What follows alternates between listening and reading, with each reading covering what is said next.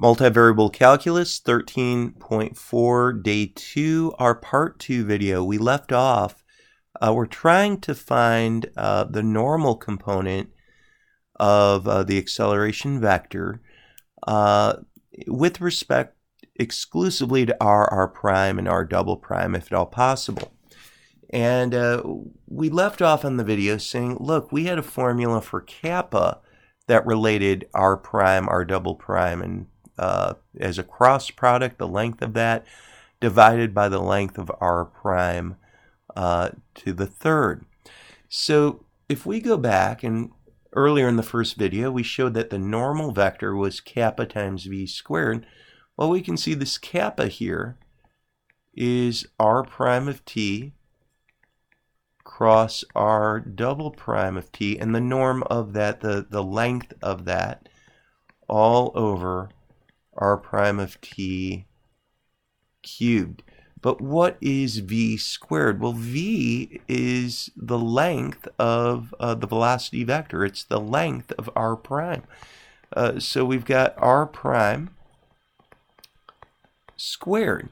And you can see that two of these factors are going to cancel out over here. So therefore, what we're going to now see is that the normal component of our acceleration vector is r prime of t cross r double prime of t, and the length of that cross product all over the length of r prime of t.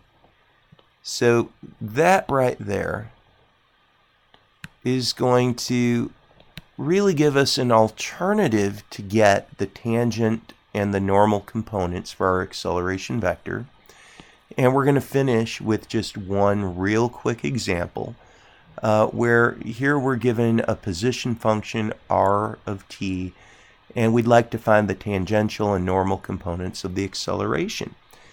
So it's only going to take you a moment, I hope, to quickly confirm that r prime of t is, writing this as components, derivatives, we get 2t, 2t, and 3t squared.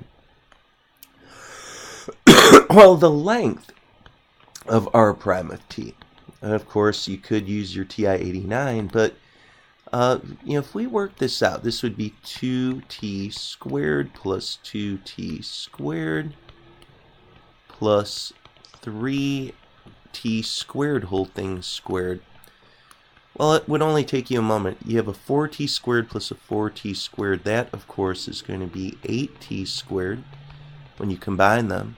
And you'd have a 9t to the fourth. But you could factor, if you were to do some factoring here, it would look something like that, right?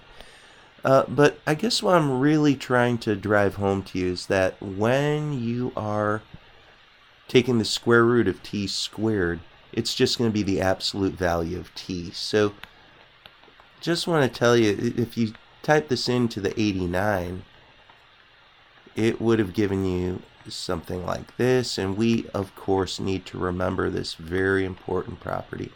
So that's well and good. We're going to need to know that length, but we also need to find a second derivative here, r double prime of t. R double prime of t, if we come back up here, you can see derivatives would be 2, 2, and 6t. And if we were to take a dot product of r prime and r double prime, well, you can see pretty quickly that would be 2t, 2t, 3t squared, dot producted with 2, 2, and 6t. Well, multiply x components together, you'd get 4t. Do that again, right here you'd get another 4t. 3t squared times 6t, that would be an 18t cubed. And it won't take you too long to see that you'd get 8t plus 18t cubed. Well, we're also interested in not just the dot product, but also the cross product. Here you could go by hand, or you could use your TI-89. And again, we're talking about working with this vector here and this vector here cross-producted. For the sake of time, I'm just going to show you what I got. You can confirm this either by hand or on your 89. And you get this. And to find your length, you got your 6t squared minus 6t squared and a 0. To find your length, well, again, you could just use your norm tool on your calculator to get that. Or you could even go ahead and just very quickly do the Pythagorean theorem here. It would only take you a moment, I hope, to see that you'd really have 6t squared radical 2. From here, what we're going to do is very quickly just jump back up and take a look at this green form right here. Just copying it more or less. What is our tangential component? Well, it was r prime dot r double prime, and we found that right here. It was 8t plus 18t cubed.